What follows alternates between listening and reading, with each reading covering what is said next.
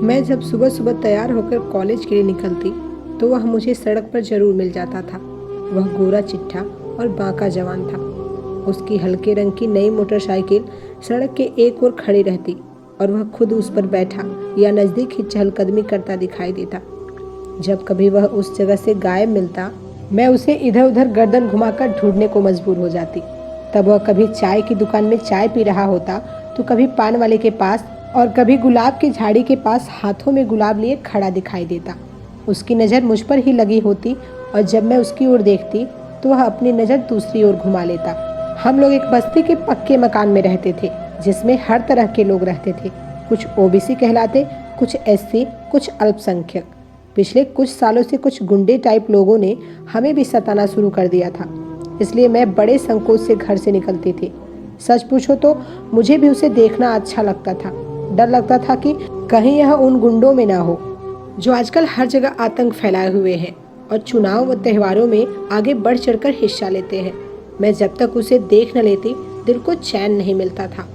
कई दिनों तक यह सिलसिला चलता रहा। उसके बाद उसने मुझे नमस्ते करना शुरू कर दिया। मैं भी डर डर कर मुस्कुराकर जवाब देने लगी थी। एक दिन मेरे छोटे भाई मदन के पेट में अचानक दर्द उठा तो मैं उसे पास के एक डॉक्टर के क्लिनिक पर ले गई। वहाँ बोर्ड लगा था डॉक्टर रमेश। जैसे ही मैं कमरे में गई तो यह देखकर चौकी की कुर्सी पर वही मोटरसाइकिल वाला नौजवान बैठा हुआ था। वह भी मुझे देखकर हैरान रह गया और बोला, आप आइए बैठिए। हम कुर्सियों पर बैठ गए तो वह आगे बोला, कैसे आना हुआ? मैंने कहा, यह मेरा छोटा भाई मदन है, इसके पेट में सुबह से दर्द हो रहा है। उसने मदन को बिस्तर पर लिटाया और 5-7 मिनट तक उसकी जांच की। फिर बोला, कोई बड़ी बात नहीं है, कभी कभी ऐसा हो जाता है। मैं दवाएं दे देता हूँ, आप इन्हें देते रहिए, सब ठीक हो जाएगा। हम दवाएं लेकर घर आ गए। जल्दी ही मदन बिल्कुल ठीक हो गया। अगले दिन जब मैं कॉलेज से क्लिनिक गई तो डॉक्टर रमेश मुझे कहीं दिखाई नहीं दिए। मैंने सोचा कि चलो इस आँख मिचौले के खेल का खात्मा हो गया। एक दिन कॉलेज में हमारे सभी पीरियड खाली थे। मैं इसलिए बाजार घूमने निकल पड़ी। वहीं पर डॉक्टर रमेश मिल गए। मैंने मुस्कुराते हुए पूछा, आज आप कहाँ थे? वे बोले, मदन कैसा है? अब बिल्कुल ठीक है। वे कुछ देर तक सोचते रहे और फिर बोले, क्या आप मेरे साथ एक प्याला चाय पी सकती हैं? जरूर, मुझे खुशी होगी। हम दोनों एक रेस्टोरेंट में चले गए और एक जगह बैठ गए। उन्होंने मेरी ओर देखते हुए कहा, आपका नाम निशा है? आप कैसे जानते हैं? मैंने हैरानी से पूछा। वे हंसे, फिर बोले, आपने अपने किताब पर जो लिख रखा है। वैसे सबसे पहले मेरी छोटी बहन मधु ने बताया था, जो आपके कॉलेज में पढ़ती है। अच्छा, तो आप मधु के भाई हैं? मैं मधु को जानती थी। वह मुझसे एक क्लास पीछे थी। क्या हर रोज इस आँख मचौली का भेद बता सकेंगे आप? मैंने जानना चाहा।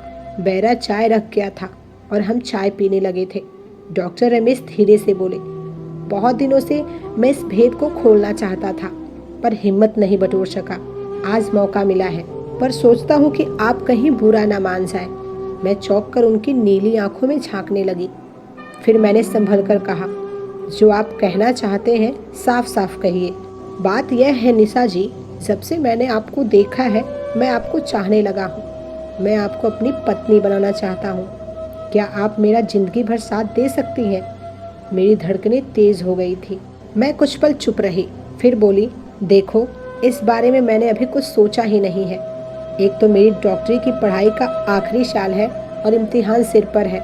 दूसरे, इस मामले में माता पिता की मंजूरी लेना भी ज़रूरी है।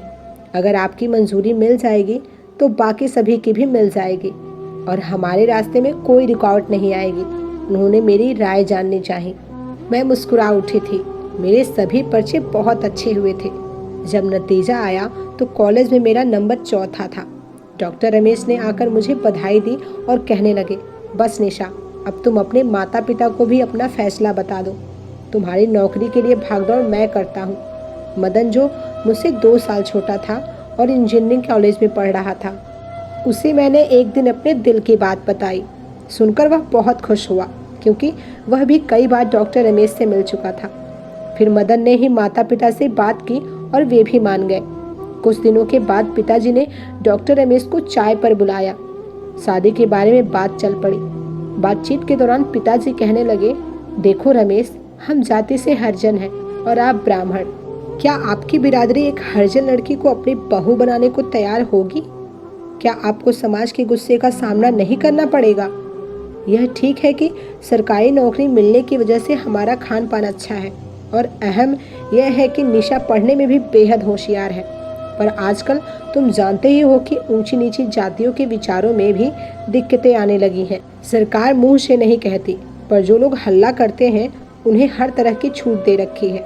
निशा को मेडिकल कॉलेज में बड़ी दिक्कतें आती हैं, कम ही लोग उसके दोस्त बनते हैं। मैं जाति बिरादरी के ढोंग को नहीं मानता, डॉक्टर रमेश बोल उठे थे। मुझे किसी की परवाह नहीं है। हम इस बुराई को खत्म करने के लिए आगे बढ़ेंगे और हमारी शादी इस दिशा में एक सही कदम साबित होगी। डॉक्टर रमेश इस तरह की बहुत सी बातें करते हैं।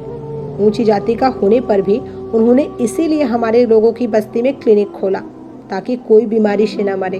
हम डॉक्टर रमेश की बातों को सुनकर बहुत खुश हुए थे। इससे अगले ही महीने डॉक्टर रमेश से मेरी शादी एक कोर्ट में हो गई। उन्होंने गांव से अपने माता पिता और कुछ दोस्तों को भी बुलाया था। शहर आने से पहले हमारा परिवार भी गांव में ही रहता था।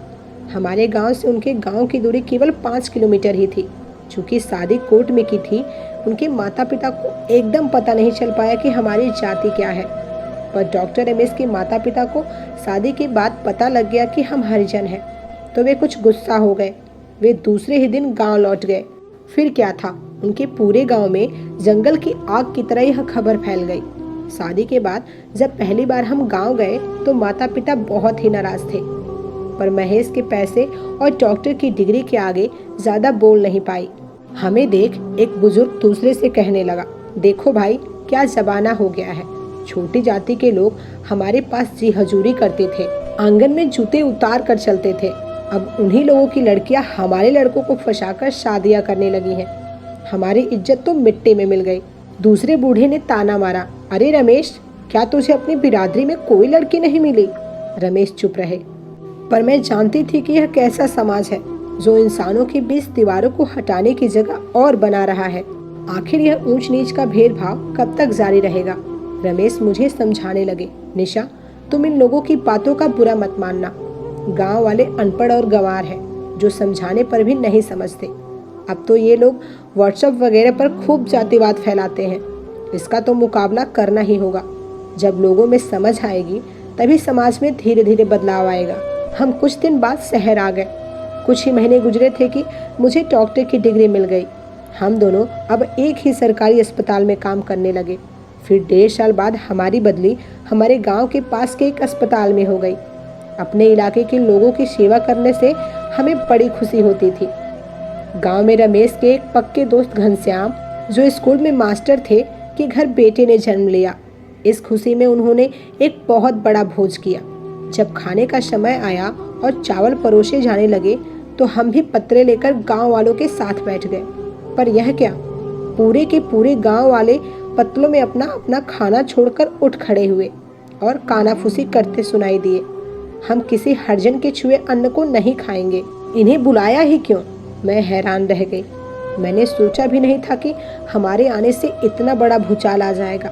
उधर रमेश, घनश्याम और 2-3 समझदार लोग गांव वालों को समझाने लगे, पर सब बेकार। उस अन्न को पशु पक्षियों के आगे और नदी में मछलियों के लिए फेंक दिया गया। उस दिन से मैं इतनी शर्मिंदा और दुखी हुई कि दोबारा कभी गांव में न जाने का पक्का इरादा कर लिया। तभी कोविड पैर पसारने लगा था। लोगों को सांस की तकलीफें बढ़ने लगी। 2-3 दिनों में ही पूरा अस्पताल भर गया। कोविड बीमारी ने हमारे गांव को भी अपनी चपेट में ले लिया। पंचायत घर और स्कूल के कमरों ने भी अस्पताल का रूप ले लिया।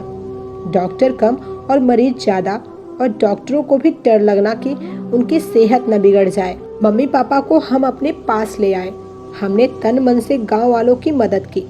गांव के कई लोग जो अस्पताल देर से पहुंचे, मौत के मुंह में चले गए। उनकी लाशों को आग के हवाले किया। जिनकी हालत ज़्यादा खराब थी, उन्हें शहर के बड़े अस्पतालों में भेजने का इंतजाम किया। ऑक्सीजन सिलेंडरों का इंतजाम किया। हमसे जो बन पड़ा किया। मैं और महेश दोनों 20-20 घंटे काम करते। बीच में मुश्किल से कुर्सी पर बैठे बैठे सुस्ताते। गांव के लोगों की देखभाल मैं खुद करती थी। उन्हें अपने हाथों से खाना खिलाती थी। जब लोग कुछ ठीक हो गए तो एक दिन खाना खिलाते समय मैंने एक बूढ़े को छेड़ ही दिया। ताऊ जी, आप सभी ने उस दिन मेरे छुए अन्न को खाने से मना कर दिया था, पर आज उनकी गर्दन झुक गई। वे कहने लगे, बेटी, हम बहुत शर्मिंदा हैं और आपसे माफ़ी मांगते हैं। हम सब बराबर हैं, कोई छोटा या बड़ा नहीं है। अब हमें यह बात समझ आ गई है।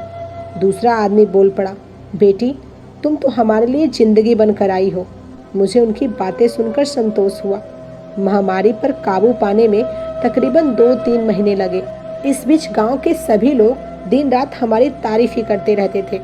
एक दिन दोपहर को मैं और मधु आपस में बातें कर रही थी कि अचानक वह बोली, भाभी जी, मैं पिछले कई दिनों से आपसे एक बात कहना चाहती हूँ, पर हिम्मत नहीं जुटा पा रही। जरूर बोलो, अगर मैं तुम्हारे किसी काम आ सकी तो मुझे खुशी होगी। मैंने उसकी पीठ थपथपाते हुए कहा। बात यह है कि वह आगे कुछ न कह सकी। अरे, इतनी शर्मा क्यों रही हो? भाभी जी, मैंने अपने लिए जीवन साथी चुन लिया है। अच्छा, कौन है वह भला? मैंने चहक कर पूछा। मदन। क्या? मैं उछल पड़ी। सच? हाँ भाभी जी, वह बोली। मदन ने ही मुझे आपसे अपना फैसला सुनाने के लिए कहा था। हम दोनों एक दूसरे को बहुत पसंद करते हैं। मैंने भरी आंखों से मधु को सीने से लगा लिया और सोचने लगी, अगर जवान लड़के लड़कियां आगे आएं तो यह छुआछूत और भेदभाव की दीवार जरूर मिटाई जा सकती है। काश हमारे गांव की तरह पूरे देश से इस बुराई का खात्मा हो पाता तो देश तेजी से तरक्की करता। तो दोस्तों, यह थी हमारी आज की कहानी। आपका क्या कहना है इस कहानी के बारे में कमेंट करके जरूर बताएं। वीडियो को लाइक करके चैनल को सब्सक्राइब कर लीजिए, साथ में घंटी को दबाकर ऑल पर सेट कर लीजिए ताकि आने वाली वीडियोस आपको तुरंत मिले। मिलते हैं एक और नए वीडियो में, तब तक के लिए धन्यवाद।